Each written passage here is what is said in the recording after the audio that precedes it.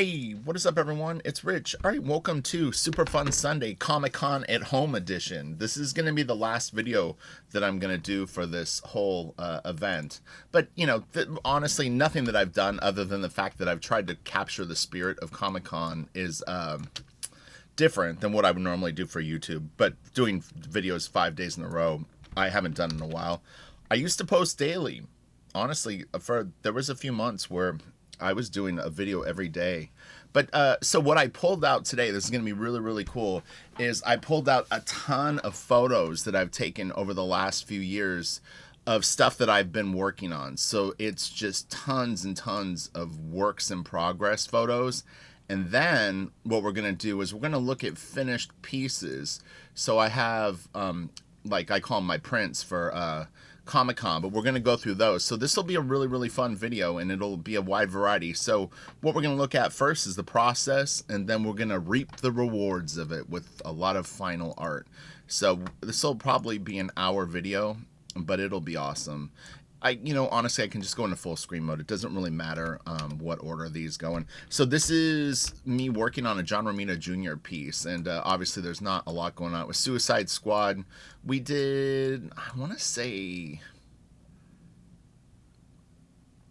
2 comics together, something like that. But not, this is, whatever this crocodile character's name is, I don't even know.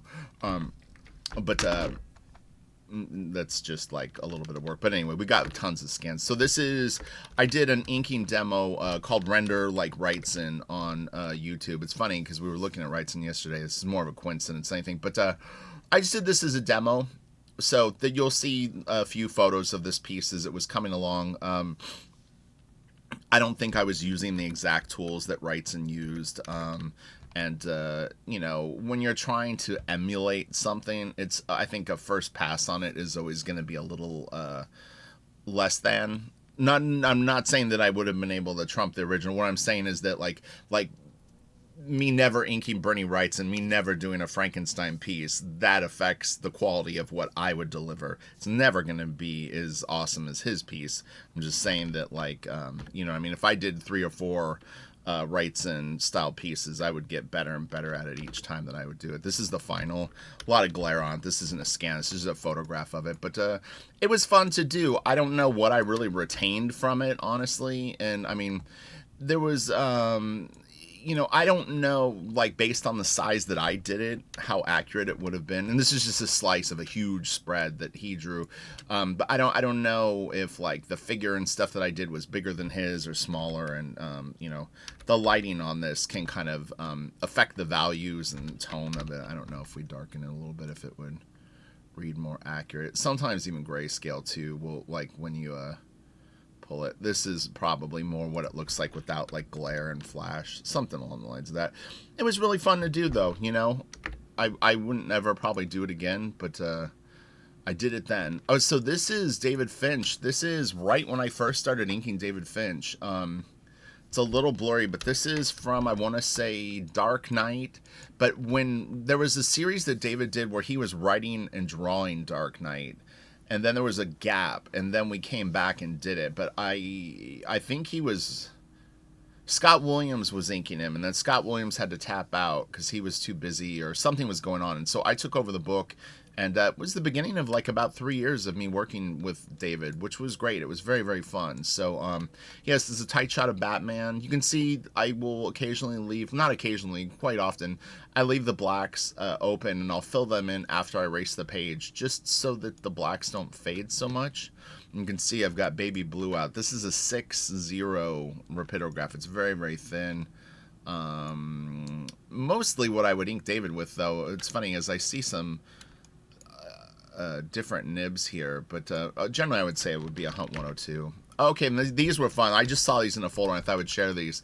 So this was a lunch that we did. I think it was for my birthday during the summer a few years ago, but it's Jim, that's Eddie Nunez, Carl Sienna, that's my daughter sitting next to Jim, and we all went to lunch, and I've got some photos. This was an illustration that I did for a fine art show. It's like a flapper girl and then kind of an Art Nouveau sort of background. But the reason I actually threw this in was if you watch the other video and there was a girl with like a tattoo on her arm, this was the piece that she got a tattoo of.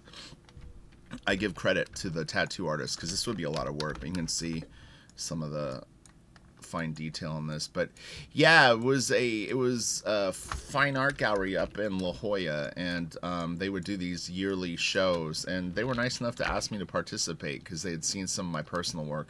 So this is Joel Gomez, Michael Lopez, Livio, I don't really know how to pronounce his last name, and then Eddie Choi, sorry. There's an Eddie Nunez that way, but there's not many pictures. And this is JJ Kirby, Javon Kirby, and then Carl Standa, all very, very good friends of mine. I love them all to death. And that's Sandra Hope and my daughter. So yeah, it was a fun lunch. Okay, so this is Tony Daniel that I inked, and this David Finch piece. Look at the price on this. You see this? 10 grand. That's a lot of cannoli. Finch's art was red hot back then. It's crazy, right? Can you imagine? He may still get that amount for covers. I don't even know. But anyway, but yeah, this is 2 pieces. So I had inked Tony Daniel very, very briefly. I think we did maybe 2 comics together, and then like I said, I inked Finch for a while. I don't know. It's interesting. I don't really know the circumstances of why I took the photo, but I did. We can zoom in and look at the line work a little bit. It's a little blurry. My camera is varied over the years. So this was during the Court of Owls big thing, 2012. Look at our signatures. They're as evil as the art is. Finch and Friend. It looks good together. 2 Fs. FF. Oh, okay, and this is... I'm going to have to get a full screen mode for a second. These are 2 Travis pieces that I inked. I can tell the story. These are my original sample pages that I did to get hired for the Travis gig. And then this is actually a 3rd piece that I had done. But there's a lot of history and story behind these. I still own these pieces. But yeah, these were the 2 examples that I did of my inks. And I went from basically really no one wanting to work with me to completely changing the trajectory of my career. This was like the moment that literally everything changed for me. It honestly, if I wouldn't have got this job, I probably would have left comics. It didn't look good. I probably would have tried to fight it out for a year or 2, but I would have probably just been a casualty of the business. But anyway, I did these samples. Travis liked them. He hired me, and the rest, as they say, is history. You have me on YouTube now, getting 400 views. It's amazing.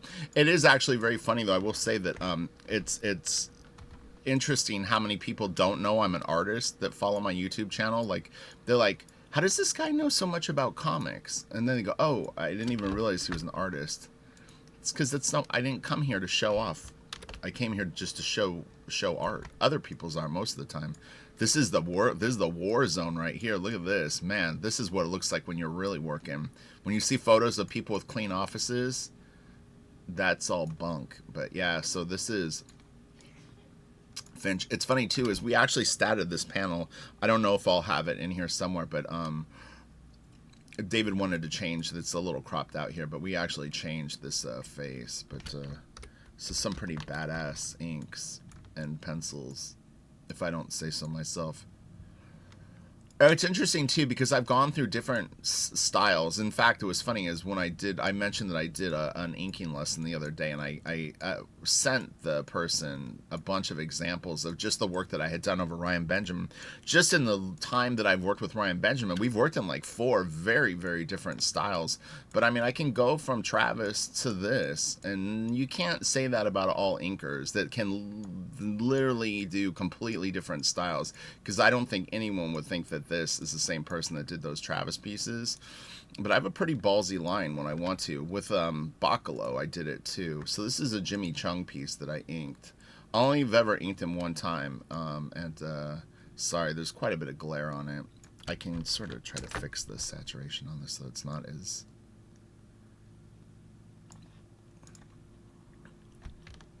But again, pretty clean inks on this. So, oh, that's not finished. It's still a work in progress. Look, her hair isn't done yet. So this was Children's Crusade. I have one copy of this comic somewhere. It's funny, he kind of signs his name like Steve McNiven used to, or did, or does. I'm not sure. What's this? Oh, okay, so this is the Frankenstein piece, I guess, done. Oh, let me go into full screen mode again. Oh, okay, that's funny. I didn't realize that I put black around it when I was done. I don't remember.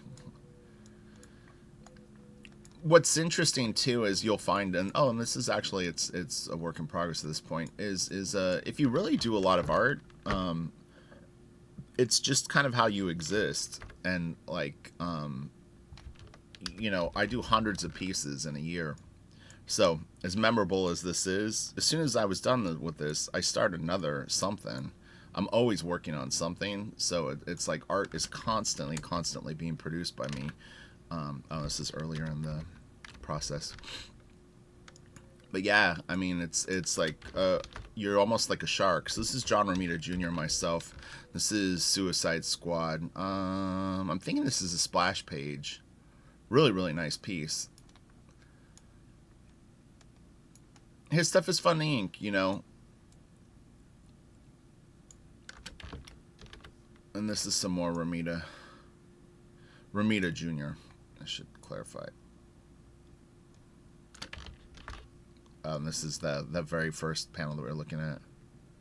Look, I made a mistake. Do you see? Somehow my line wasn't to my liking, so I actually went in with white right there and nipped and tucked it. Oh, okay, this is a print of my Iron Maiden piece. It's a little muddy. They printed a little dark. You know, I wish that they would have been printed a little lighter. And this glows in the dark. It's not. It's a weird photo of it. It's a little. So this is Victor Bogdanovic and myself on New Superman. Really beautiful originals. I actually had a person just finally paid off, I think, about 18 pieces of art that he bought off me. They were all Victor pieces. And I've said this in every video that I ever refer to Victor's originals. People are really blowing it that aren't buying the originals off me, because it's like, dude, these pieces are so nice. And, you know, when I was packing the art to send it to that guy, I was just like, dude, these originals are so killer. But, you know, the smart people are snapping them up now while they're still pretty affordable, but Victor is plugging along. So anyway, this is more Romita Jr. Rainy page. This is interesting to see.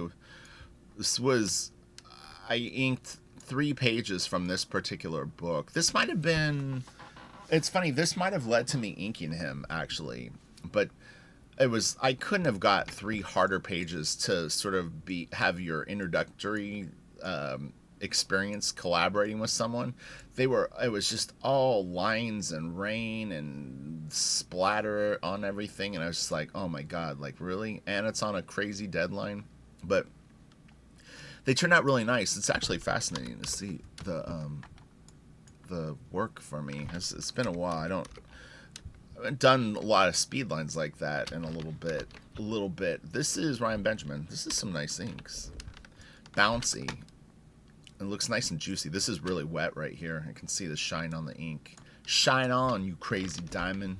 This is Romita Jr. So what ultimately I'll do on something like this is I'll go in with white and hit this. There's a little bit of a straight line there. I pretty much could guarantee I clean that up too. But yeah, so it's like you draw through, because it's like you want your speed lines to have that nice flow.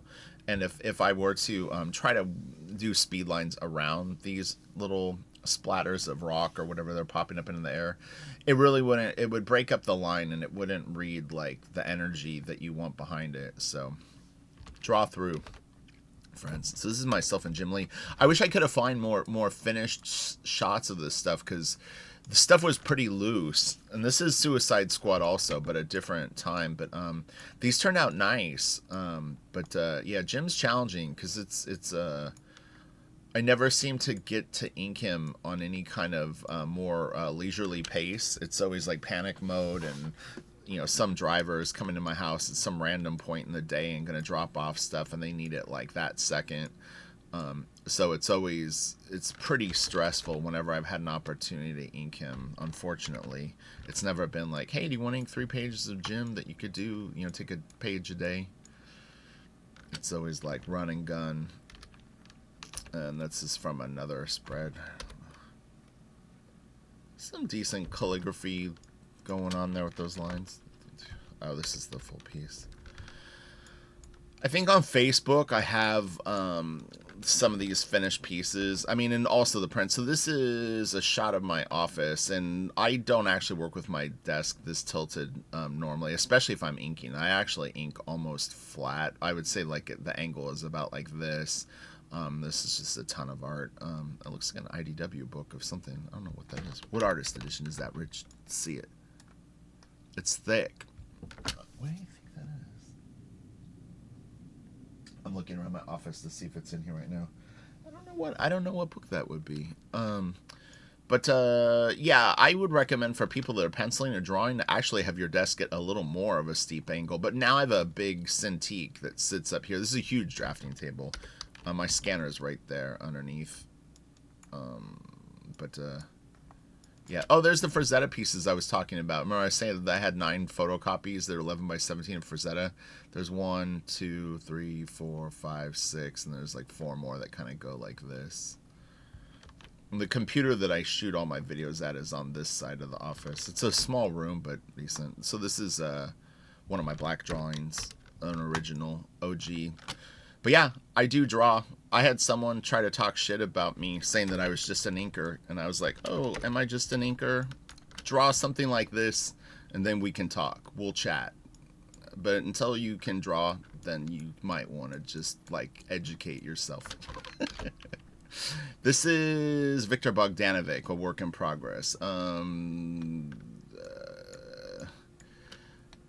Obviously the blacks aren't filled in, so I was able to overthrow these lines. And then this right here is probably blood. I think this is New Superman. It's his dad walking forward. But, you know, this would be another time where I drew through.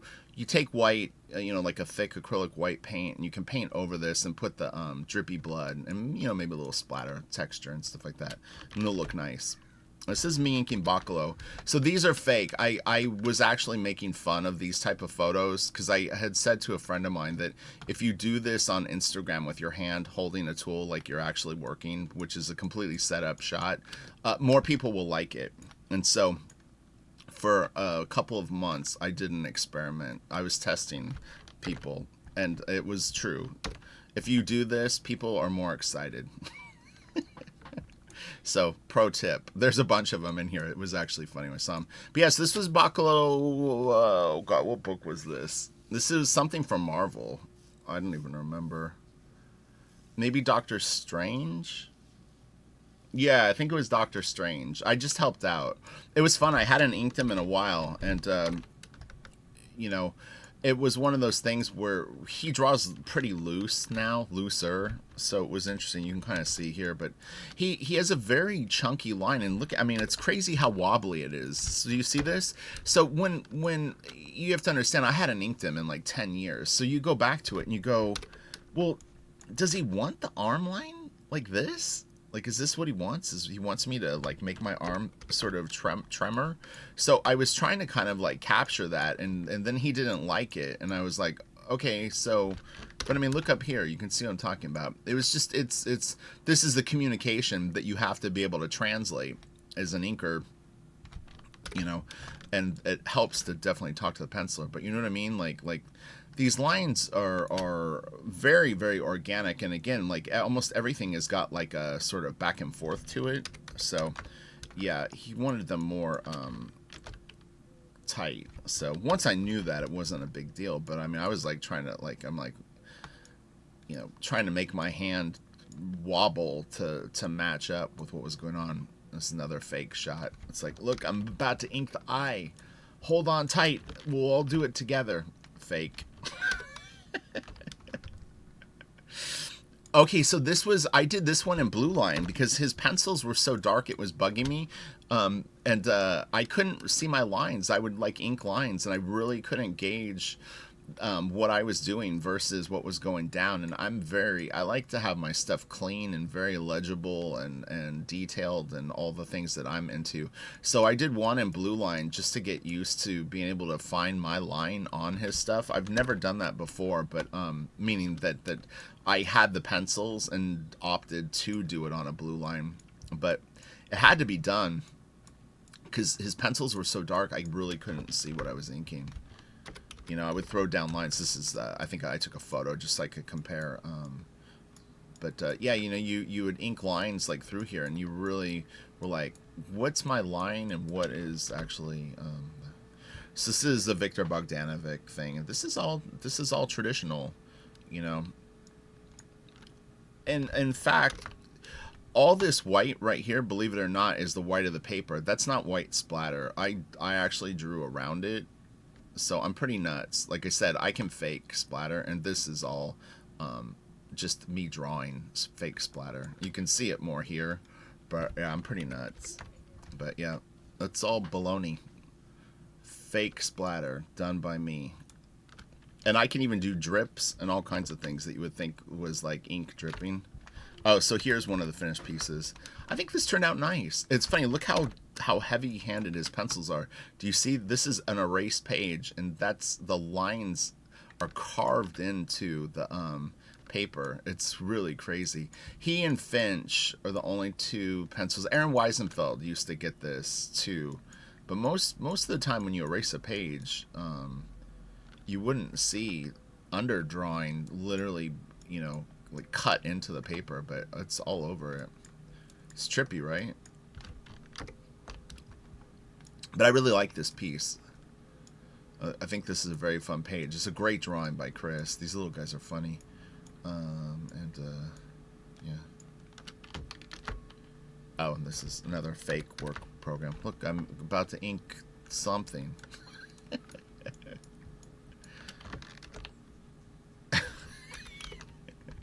Don't mess up, Rich. Oh man, he is really fun to ink. If I was gonna really ink him though, I don't like doing fill-ins. I don't like books where there's like 5 to 7 inkers on it. I would rather just take it over. Okay, so this is my this was the piece I did for Iron Man. This is a photo off the original. But yeah, I read my values about this far back, so I'm not so concerned sometimes with the actual quality of the like this. But I just want to make sure that when I look at it, the levels of gray that I'm trying to achieve are there, like up in here, that it's got a misty quality. This is one of the shortcomings of line work, and why I sometimes will drift into actually using stipple, is I want a misty, ethereal quality at times. And with line work, it's just, it can get it looks a little, it just isn't what I want visually. It's not getting the effect that I want. And here there's some really beautiful things, but it's like you start to become limited with even using dozens and dozens of different textures, which I use. I mean, you can see there's tons of different approaches to inking in here, but yeah, I mean, people really key in on stipple. Everyone will tell you, oh, when I was in 6th grade, I would do stipple art or whatever. But, you know, when you're doing these heavy-duty illustrations like this, you know, it does actually come in handy. And this is just the drop zone.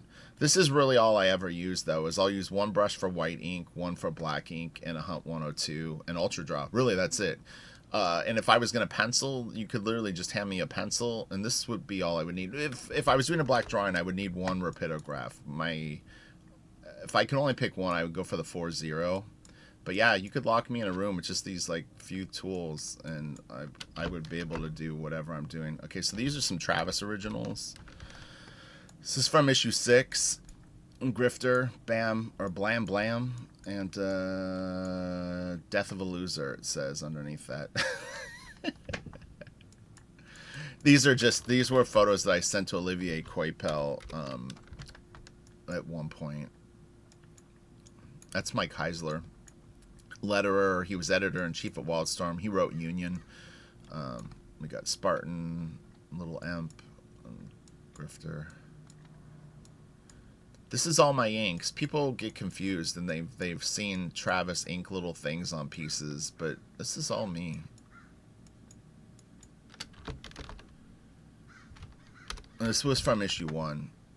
So what this means, stat, middle, panel, and background, is I don't think the guy, well, maybe the guy, I was thinking it was just the background, but maybe not. But yeah, so that's noir. Right? Yeah, I think so. But anyway, this was the job that changed it all for me. That was my old career, and this was me after issue 1 of Wildcats. Okay, so this is the David Finch Forever Evil quadruple spread. Look, he drew it upside down on the paper. That's funny.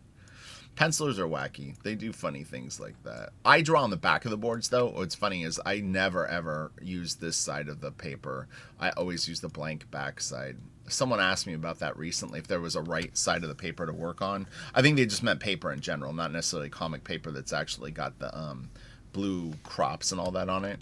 But I never, ever work on this side, which could be a bad thing. There may be less finish on the back, but I don't like to work over this at all. So I don't. But this is pretty far into this half of this piece. I'm trying to remember if this was 4 pages, or I think it's a quadruple page spread. We'll see.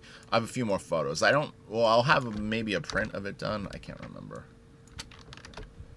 That's just a blurry photo of the same thing. This is a little tighter shot. What I was basically doing, although it's not completely clear here, is I would ink one character at a time. I'm not sure why I was hopping around a little bit here. I think I was probably just like, it might have been early in the morning.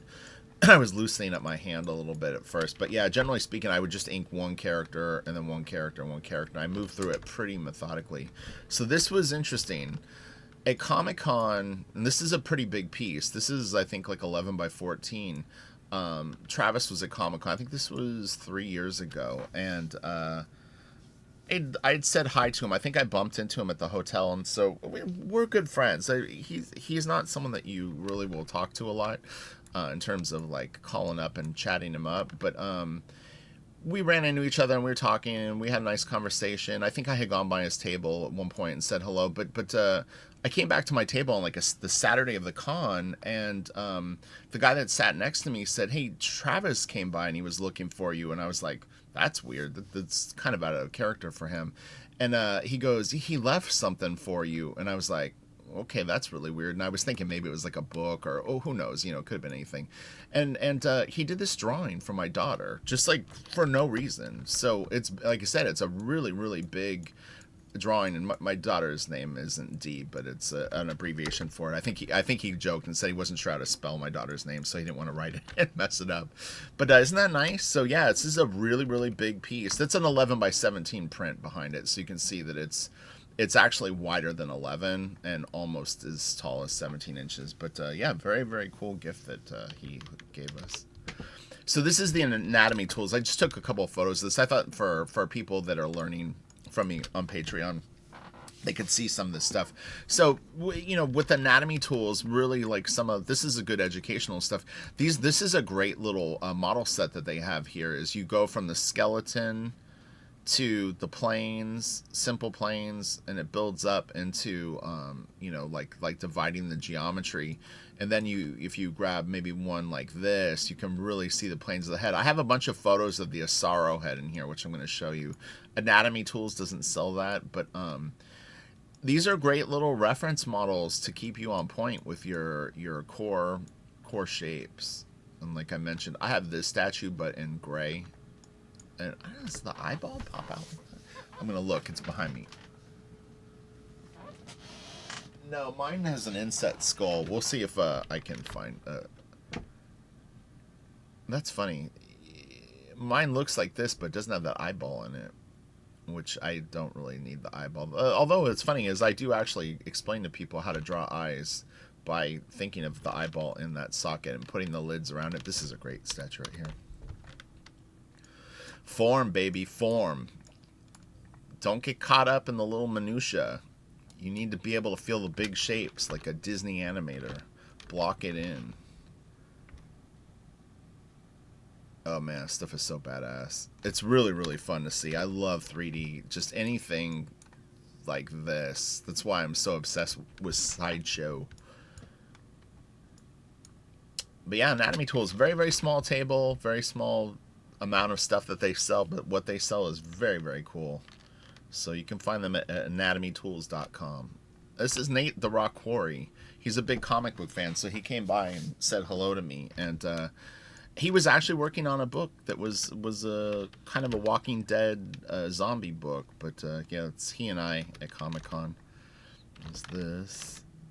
This was really cool. This is a pretty big sculpture. It's about the size of like a probably 6 or 7 year old kid. Super creepy, but I had to get some photos of it because it was just so trippy. And this is a little tiny bit of sideshow. I won't bore you guys with a bunch of sideshow. And this is from a few years ago. You can pause it. So this is some original art in my office at home, getting ready for Comic-Con. Deja Thoris. This is all stuff I drew. I drew this. Yeah, this is all my stuff in a Kiss piece. But yeah, it's just one of those things. I don't feel like I draw superheroes very good, and most of the time I crash and burn on it. So I just kind of try to avoid it. I'm more sci-fi and horror and that kind of thing. It seems to be my stronger suit. All right, let me get out of full screen mode for a sec. This is Billy Tan, Green Lantern. Pretty cool piece. Billy's good, man. He was living in Australia when we were doing this together, and they would literally FedEx pages all the way from Australia to me, like, maybe twice a week. And they were getting destroyed by FedEx. Like, every box was coming just completely damaged. This is a very book. We'll see these prints in a second, so we don't need to worry about that. So don't worry. Those pieces you'll see in high res. So this is the spread. So 1, 2... Yeah, so it was a quadruple page spread.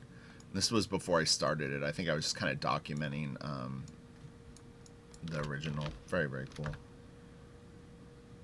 Oh, this is in my backyard. How funny. It was so big. Yeah, this is only 3 parts of it. There's one more. This folds out farther. Or maybe I had pulled it apart.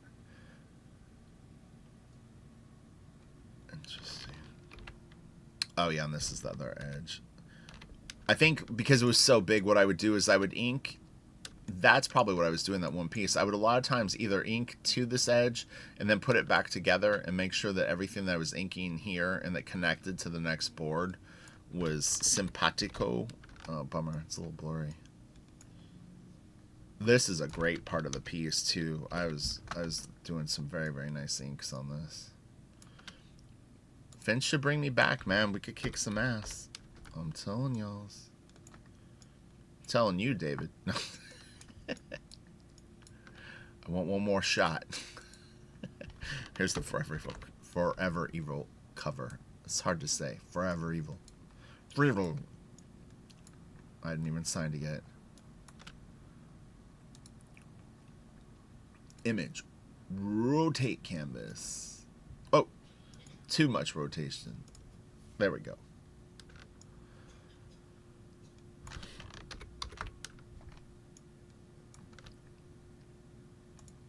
No. And that's blurry. I didn't really proofread. Oh, so this is a Jim Lee piece that I inked. This is Icons, it's called. It was very liney. He really went in with a lot of like fine lines on it. It was unusual. This was someone had bought the pencils and then wanted me to ink it or ink a blue line of the pencils. So there's 2 versions of this piece. Scott Williams inked the one on the book, and then I inked a different version of it. It's fun, different. It's not how I would ink Jim all the time or even normally, but it worked for this particular piece. Oh, this is in progress. It's kind of cool. I'm sorry, it's blurry.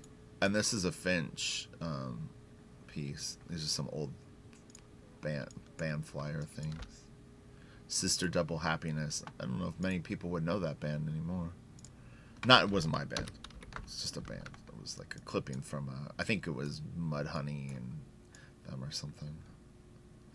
So this was a Finch commission in progress. A lot of times, too, just to be clear, Finch drew this in 2013. Doesn't mean I inked it in 2013. This piece could have literally been sitting in someone's collection for 5 years, and I inked it in 2018 kind of deal. You know what I mean? So, that's just the... People always go, I need high-res pencils. Does this look high-res to you? Stop being babies. It is what it is. You guys got this. You just need my help. No. Alright, this was right when I first started inking David. He was very late on Justice League, and I was brought in to help him as the fire. Or this might have been when I came back to inking him. There was a break. Like, I inked him, and then he wanted to ink himself. He was inking himself on Justice League. Or Justice Society, something like that. I don't know what book this is. And he got in over his head with deadlines. And then I was brought in to help him with that. And then we started working together. So... Oh, god dang it. Really, really cool piece.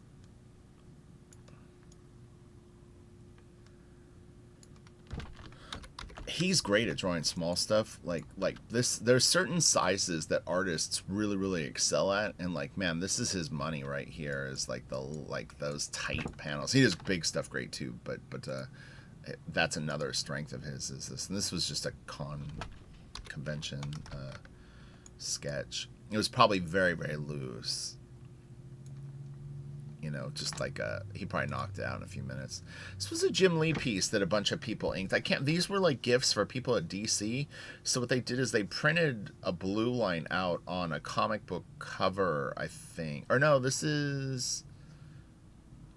was 11 by 17, and they did like 10 of these, and so they sent them to like 10 different inkers to ink it. And I don't know if this is my final. It was my final kitty, is that right? I can't remember. And this is me inking Jim on Suicide Squad. Tough page. This is actually, some of this isn't Jim's pencils either. He had assistants doing some of the backgrounds on this. So it very well could be Carl Stianda or Ryan Benjamin, and then Jim would go in and kind of tighten stuff up. But sometimes deadlines get crazy. So these are some photos of the Sorrowhead. Sorry, this first one's blurry, but I talk about this a lot for Patreon, so you guys can get a little bit of value out of this too. But the Sorrowhead is about human head size. It's quite big. This is Joel Gomez's, who draws La Muerta for Brian Pulido. But when we were at Wildstorm, he had this. He brought it in. He actually went to Art Center and had some really, really incredible teachers when he was up there. But Joel also, he worked with Michael Turner, Mark Silvestri as an assistant, and Jim before going on to do a lot of his own work. But yeah, so one side of the Sorrowhead has different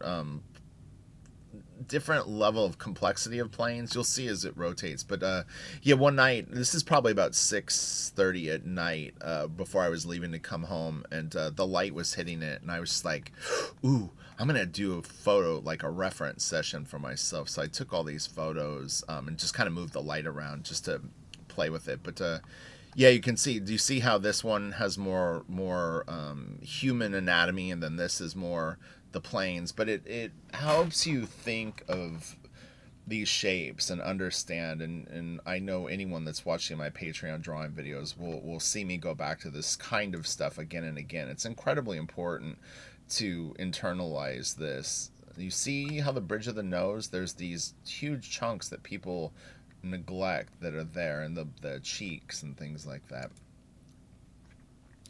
These big juicy shapes, this right here, you know, this, and how the distance from here and the shape of this and the neck, it's all just really, really good stuff. Look at that. You see this? Feel the geometry. Look at the nose. Do you see these planes? I always break down the eye socket for people. 1 plane, 2 planes, 3, and you can even subdivide it more, but 3 is good because you've got an inner, the one that kind of faces forward, and as it wraps around the eye. Same with the lower lid. So I'll move through these fast. I don't want to bore you with this, but you can pause if you want to peep them more upshot. Fun stuff though, right? And now we're going to get to finished pieces. I'm going to open up a bunch of prints. That is really cool. Woo, that was nice. can see the beautiful palm trees. The ocean is right there. This is all my stuff. James Jean, Leyendecker, Phil Hale, little Michael Golden, usually Mignola, maybe a Travis photocopy or two. Who knows what goodies. There's a Spartan little toy.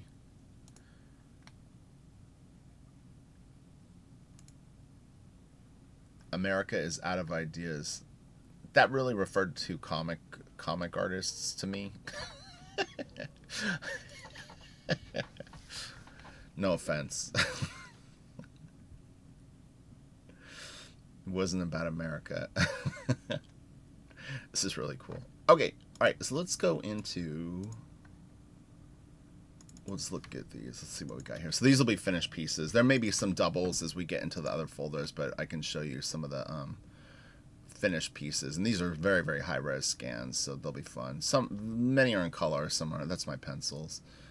So this is the Wonder Woman 36 cover.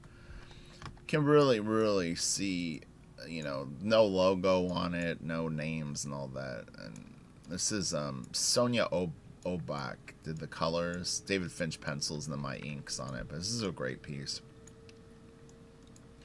My one regret inking Finch, honestly, was that I wasn't very good at actually prepping my inks for color, and I would sometimes make my inks very muddy in Photoshop, trying to darken everything, and it was one of those things where I got much better at it a couple of years ago, and I had a very professional process that I used at this point, but I just got better and better at doing it. I've broke the process down before where I isolate levels of gray and I don't darken my lines initially. So you live and you learn. But yeah, it was like a lot of my scans I think looked shitty, which always sort of affected how the book printed a little bit. This is a commission. He would do these face-off pieces, and again, David drew this in 2013. It doesn't necessarily mean that I inked it. I don't even sign my own work generally, but I'll sign pieces if the penciler has already signed it. Yeah, so this could have been inked at any time, but it's a nice piece. They're real fun, and you'll see I actually did some very fun things with some commissions that we had. I'll explain it as we get to them, but so hopefully this is a good Comic-Con experience. When you look through my portfolio at Comic-Con, this is stuff you'll see. So this is my pencils. You can see I pencil very tight. This is an early piece from me, actually. I wasn't really penciling at this point, but I loved Hellboy and wanted to draw. But, you know, like the one thing I'll point out, and I explain this to people a lot now, is I didn't understand three-dimensional form very well here. And if you look at all these pipes, do you see how almost everything is like a side view? I would have moments, I got better at it afterwards, but yeah, nothing is going back into space. This is a little bit, like you see it gets thicker and then it's getting thinner, like I'm kind of trying to do it.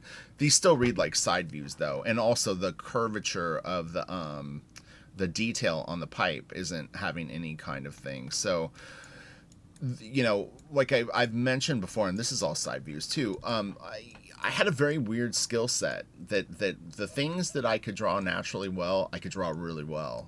But what I didn't know, it literally looked like a completely different person drew it. So it was always frustrating for me, and I would quit a lot, which I try to encourage people not to do. But yeah, unfortunately, I would get spoiled with what I could do well, and then when I would struggle with something, I would just give up.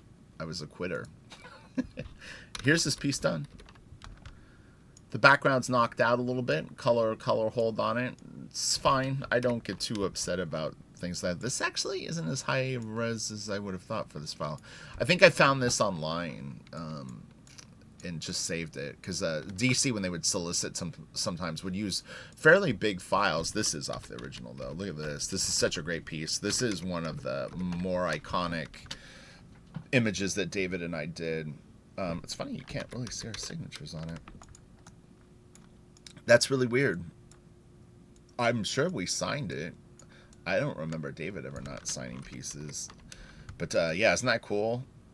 I have black and whites of this. We'll see a black and white of it, and you can really, really see the inks. But man, this is a beautiful original. Oh, there it is. We signed it right there. Friend, Finch, and then Jeremy Cox. Really, really lightly signed his name in color. Do you see that? Wow, that was funny. It was so hidden, I couldn't even see it. Oh, this is a cool piece. People love this one too. This is from Dark Knight issue, maybe 5? Yeah, 5 or 6. Beautiful, beautiful piece. Telling you, man, David and I did some really, really good work together. I think he's had better inkers that fit the way that he draws better, but I think that we did some nice stuff together. It was a good combination, but probably not exactly what he needed. So I can be critical of my own stuff and admit that I'm not the best Top Cow style inker. Like Weems and Bat really had that stuff down, you know. They're the experts.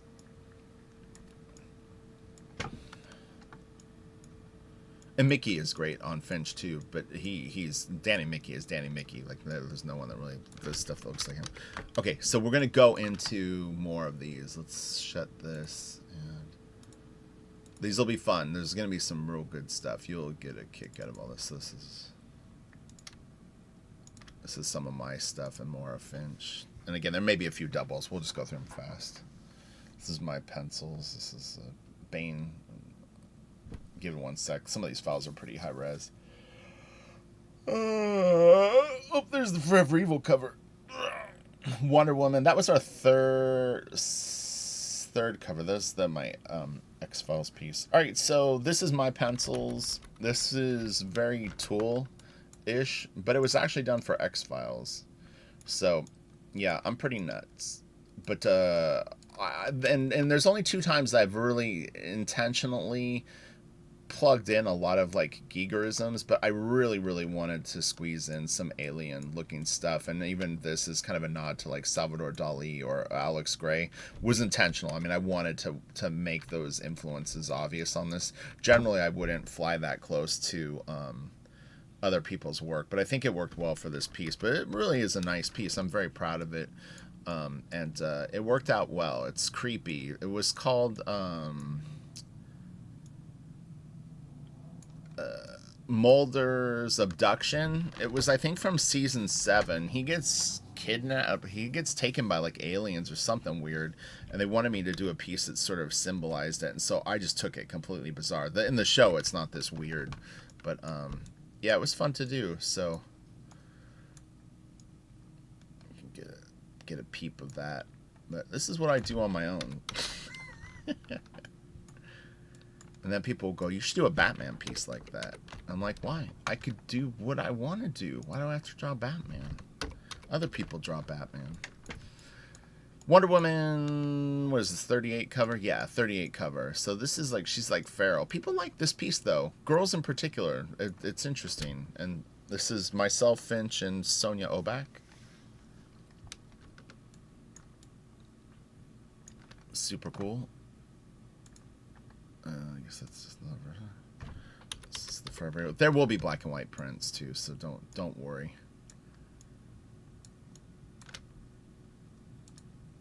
I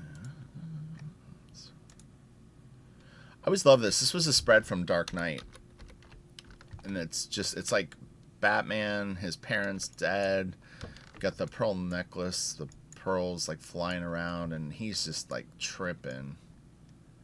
It's like really, really cool. And people ask me sometimes, there's a couple of characters on it that I think that people don't know who they are. It could be this character and this character. And in fact, I think maybe in the printed version, I mean, this is like not exactly what was in the comic. One of these characters might not be on it. Maybe him. I don't remember. Oh my doubles. This is an homage to Kelly Jones, but this is Finch, myself, and Jeremy Cox, and this was, I think, the Dark Knight 3 cover. I think this is our issue 3 cover. Really, really cool piece. I mean, David just killed it. And the inks look nice, and the colors are cool. And we spelled Kelly wrong, or David did. I didn't catch it when I initially inked it, but we did fix it. I caught it and actually told the editor. I was like, it's Kelley, friends. So yeah, this is an early version, early line work version of it. That's funny that they're all doubles. And this is my alien piece. I was hired to do an alien... I don't even remember what the movie was called. Isolation? Covenant. Alien Isolation, I think, is the game. But yeah, so I did this Covenant piece. There's a color version of it too, but it was fun, you know. It's all pen and ink. If you zoom in, it's very, very rendery. And this is, there's no whiteout on this piece. All the stars are done. Just that's the white of the paper showing through. I just ink around it. So yeah, all of this is just ink lines and rendering. It works good that way for me, and I actually hand lettered it too. So that's actually on the piece. Like, have the original here. This has turned out really nice. This looks great right here. The lighting on this in particular really, really worked. I think this is cool too. This was tough. Like, the position of the head, I wish that there was a little more depth to it, but, you know, what are you going to do? You live and you learn, friends. I've got another alien piece that I've been working on. In fact, it's probably the best alien piece that I've ever done. So at some point that will appear. And then here, let's look through these. There may be doubles in here again, but we'll be able to knock these out fast. These are my pieces. Oh, you'll get to see some black drawings. Cool. Oh, okay. These are some of the montages. I wonder if I'll have... Yeah, I do. Cool. I wanted to talk about those. Those are kind of fun pieces that I did. What? Oh. What that is. Let me go back into this folder for a sec. There must have been a...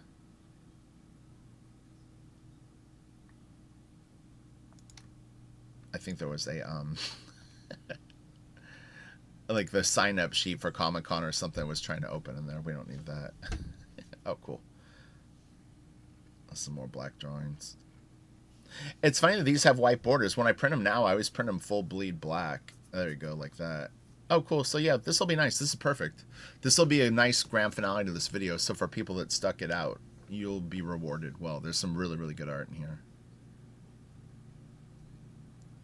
Oh, it's funny. I might even have a work in progress of me coloring something here. How funny. Yeah, this will be good. This is going to be a good... We'll be able to cover a lot of ground with this. I like it. It looks like there are some works. And when I would create these prints, sometimes I would do new versions of them and stuff like that. So there'll be some fun... I guess variants a little bit, you'll see.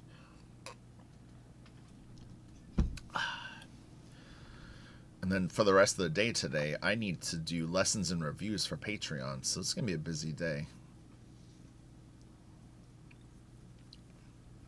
Last day of Comic-Con. You got to crush it, right? Come on, open. My computer's brain is like going, oh my god, Rich, how many files are you going to open at once? This is a lot of RAM. Okay, so we've already seen this one. This is the Wonder Woman piece. So this is cool. So what I would do is I would take some of our Wonder Woman pieces, and then I took the black and white line art and did a little bit of sort of like a wallpaper behind the figure, just for something a little different. Because a lot of times what happens is people will come up to me at the con and they'll go like, do you have any black and white prints? And then you bring, this is Jim Lee, funny enough. This just celebrated Wonder Woman, I guess. Yeah, and so, you know, but if you bring black and white prints, then you have the people that only want color. So I was like, all right, I'm going to kill two birds with one stone. They're going to get black and white where they can see the inks better, and color. I'm going to force them into this. This is Jim Lee also. Jim Lee. Hopefully I've got that print in here. It's the same one. I think it's sometimes, and then we've seen that. We've seen that. So these are interesting. So check this out. Do you remember this piece? The face-off of Wolverine and Batman? So what I did is, this was one commission, and I think the original... Well, this is funny. So this is wrong. This is not the way that they ended up. I don't know what's going on here. What I did, though, you'll see in a second, I'll definitely have it, is I put Batman in Wolverine's claws. So I took another Batman that we had done and dropped it into Wolverine's claws. This must have been a work in progress where this was like the dummy. It might have the layers, does it? Yeah, that's why. Let me see something. And I colored it myself too. So these are my colors, and not that the colors are that like extraordinary. I wanted the old like Marvel comic book coloring style, but yeah, you'll see. What I did is, let's see if we got it here. Well, there's Face Off. We've already seen that one. Okay, so this is my pencils. So this is another example of, this is just me being able to draw without really learning to draw. This was what I could do on my own. In fact, this was the very first comic book drawing that I ever really did at Wildstorm. One day I was belly aching about, oh, I wish I would have drawn or penciled more. And Jim goes, draw something right now. And so he made me sit there and draw something. I drew this, which, you know, for not penciling at all is not a bad piece. But yeah, so I would do these little things. But, you know, I could get away with murder with this. But the problem was, is like, I didn't know how to draw hands. I didn't understand perspective. I didn't really understand form.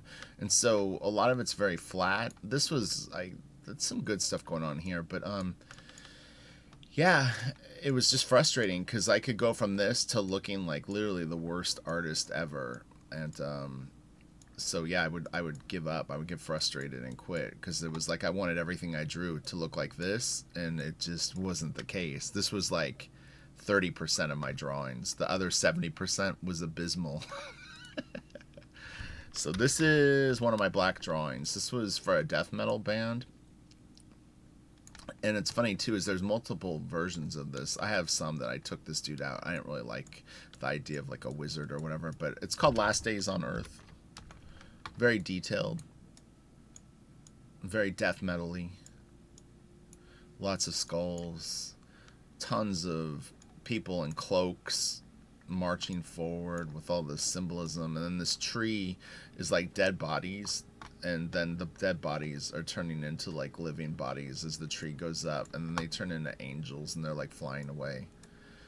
I don't remember that. I think I made that up. And in fact, I think that all they really asked for on this piece was they wanted these symbols and maybe this guy. And I don't remember the description of any of this other stuff. I could be wrong, but I don't think so. I think I just kind of made it up. There's a pretty crazy flow to this piece. It swirls around this way and it swirls back up. There's a lot of motion. Would be good on drugs. Oh, this was me flatting a kiss piece. It's nothing really exciting. I did draw this, but yeah, I was just goofing around with like to see if I can make a color version of it. This was a David Finch, myself, Justice League cover. I think a variant cover that we did. A lot of people were critical of the Wonder Woman, saying that she looked too young. Something like that. Here's the black and white. It's a cool piece. I almost think that it's better when this guy, when you can't see his eyes. I think when you draw the eyes, it doesn't look as creepy or like as superhero-y. We can go into full screen mode for this. Okay. Oh, okay, here we go. Yeah, so this is like how the prints look. But so this was another face-off print that David had done. So this was on its own board, like an 11x17 sideways. And what I did is I took this commission that we had done, which was Wolverine with Hulk and the things, and put this in the background, or Batman and Wolverine, and then colored it real simply. They're fun pieces. People seem to enjoy them, and again, you get that nice combination of black and white art with the color. And I mean, with this simple coloring that I did, you can really see the line work. You know, this is what people respond to, at least, you know, if they're coming to me, is they want to see this. They want to see all the calligraphy. So I try to make sure that they can see all the detail. It's my Hellboy again. And this was the third one that I did. So I did Green Hulk, Gray Hulk, and then Batman and Wolverine. And this was another commission. So this was a different commission that I had inked over David with Wolverine and Hulk fighting. And then I did this and made him green. There was really no indication of this being Green or Gray Hulk. I just took some artistic liberties with it. But I like how they turned out. I think they're really fun prints. So this is another one of my black drawings. This one's called Feast of Saints. And it was interesting. A Russian band contacted me out of the blue through the internet and wanted to know if they could use it for their CD cover. And you know, it was interesting because they could have literally just ripped it off and used it. And I mean, how am I going to go after a ban in Russia? But they actually paid me to use it, which was nice because they didn't have to. And this is another black drawing. This piece is pretty big. This is called... What did I call it? I can't remember. Oh, Our Dream is Over. Whoa. I'm not into Upside Down Jesus, but it was for a band, and they wanted Upside Down Jesus, so I aimed to please. But yeah, they wanted an MC Escher type vibe to this piece, and lots of detail and sort of a disorienting vibe to it, so I did that. This piece took a long time. This and that other one with the wizard dude, I think this piece took somewhere between 100 and 200 hours to draw. It was really, really time consuming, but I was super driven just to do something awesome. And it was kind of more about the experience for me than, you know, like, well, they paid me X amount of dollars. Oh, and this is another one. Shoot, I didn't mean to shut that one. This one's called Falling. I did this one for myself. Again, this is all the white of the paper. There's no white ink on this. This was a happy accident. As I was laying out the piece, I left this sort of gap between the above water and underwater, and it looked so cool. I was just like, man, that's perfect. And so I kept it, and I love it. I really like this piece a lot. These women sort of toiling around in this like broth of bubbles and stuff like that is super creepy, and you know, there's like little figures sort of creeping in and out down here, and then you've got all this wildness. But yeah, it's all line work. There's no wash or anything like that. That's the hue of the ink gives it this look. There's a lot of glare. Like when you see them in person, the blacks sometimes aren't as black as this. In Photoshop, I'm able to darken it a bit, but yeah, in the right light, they look like at night they look good. But during the day, if the sunlight hits them too much, it's like it's hard to have the paper this black. You know, even with super black ink, you know. And this is another one, Descent. This is kind of me flexing my Giger muscles without it looking completely like a Giger piece. And we've got this in black and white, which is cool. I like the inks right here. Cool.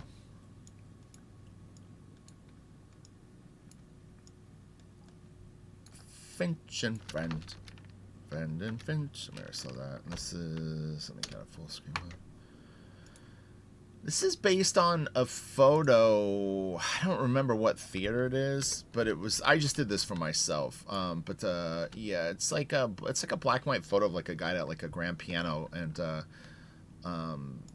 I just liked it and wanted to do something with it, and so I just did this sort of creepy sort of version of it. But it's neat. I would definitely return to this idea and maybe just draw it out of my head. There's nothing really that hard on it that couldn't have been like just made up, but sometimes you have to use reference, you know, one time just to get sort of comfortable with what it is. But I mean, I've been in theaters before. There's nothing on here that I don't really like know what's going on. It's not like everything's suggested, so it gives you a lot of liberty to play.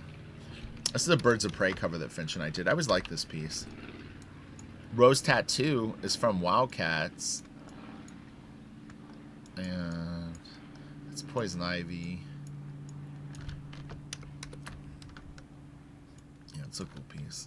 We're getting there. We're almost at the end of this. Then we've seen this. We've seen this. This is the right one with the Batman in there. Yeah, like kids like these too. And we've seen that. I don't know if we saw this one, but... So that's my pencils and inks. It's based off of a Jim Lee. I was hired by licensing to do. It was they wanted me to take an all-star Batman drawing that Jim had done and turn it into like a more Hush style Batman, and then come up with a background. So it's really cropped here, but that is actually my pencils and inks. based on Jim Lee piece. And then this is Finch, and Finch. Oh, and Finch. I didn't even see that one down there. That's this big piece. We've seen that. And, oh, one more black drawing. So this one's called Awakened. And again, this is like, see, this is where I feel there's like shortcomings with the line work. I was able to get the effect of like clouds and the moon sort of being so bright that it's sort of appearing, but I just didn't like that it was all lines. You know, it's cool, but not cool. Here you can see here's the different texture, because this is supposed to be really billowy smoke catching like a lot of light. Yeah, so, which is one of those things that would kind of annoy me when I would do the pieces, is like I really, really wanted a certain look, and when I couldn't achieve it, it would sort of annoy me. I know, Katie, I get annoyed. When I have my mind set on something, it has to be the way that I want to see it. This is just all kind of bullshit castle stuff, but it's fun, you know. Kind of Bram Stoker's Dracula-ish. And it was funny too, it was actually a coincidence, but I was listening to the audiobook of Dracula when I was drawing this piece, but I never finished it, and I don't, you know, I think because I was doing these creepy pieces that I was like, oh, that would be fun to like listen to, but it worked out good. The black drawings actually are a sequential story, so if you look at them in order, there actually is a story going on. And this is a nod to, if you really are curious, this is a huge skull. So this is like bigger than a human. This would be like a giant size skull. But there was a record that my dad had in his record collection when I was a kid called Savoy Brown, Looking In. If you Google it, you'll see I was obsessed with this album cover as a kid. And for years, I didn't even know what it was. I just remember there was this creepy sort of hermit looking in this like gigantic skull. And so when I did this, it was a little bit of a nod to that. But yeah, it was very funny. I never ever knew what record it was, and you just have this remembrance of the image, and I always wanted to do something like that. But I love that skull just sitting in that creepy water and these waterfalls and stuff. It's really fun. So all right, have a good day. That's all traditional too. It's not digital art. I will talk to you guys later. I need to take a break from YouTube for a few days and finish all my reviews and lessons for Patreon. So if you don't hear from me for a few days, that's what I'm catching up on, and then I want to get back to Blaster Kid and the Silent Wolf piece. So all right, I'll talk to you guys later. Have a good Comic-Con at home, and I'll talk to you soon.